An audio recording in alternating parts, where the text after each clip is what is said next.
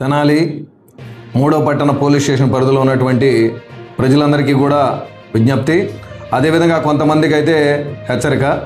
ప్రజలందరూ కూడా గమనించండి.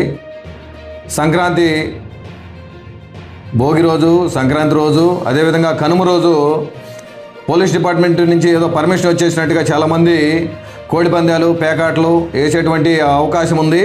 సో ఎట్టి పరిస్థితుల్లో మా పరిధిలో అయితే ఎవరికి కూడా కోడి పందాలు, పేకాటకు సంబంధించినటువంటి పర్మిషన్ అయితే ఇవ్వలేదు. అలా జరిగితే ఊరుకునే ప్రసక్తే లేదు.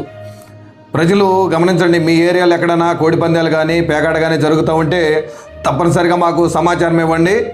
అలాంటి యాక్టివిటీస్ని మేము కంట్రోల్ చేయడానికి సిద్ధంగా ఉన్నాం. అదేవిధంగా పండగ సందర్భాల్లో చాలామంది యూత్ కొద్దిగా వైలెంట్ యాక్టివిటీ చేసేటువంటి అవకాశం ఉంది కాబట్టి అలాంటి వాటికి యూత్ దూరంగా ఉండాలని, అలాంటి చేష్టలు ఎవరైనా మీ ఏరియాలో చేస్తామంటే పోలీసు వారికి వెంటనే సమాచారం ఇవ్వాలని కూడా ప్రజలందరూ కూడా తెలియజేస్తూ ఉన్నాం.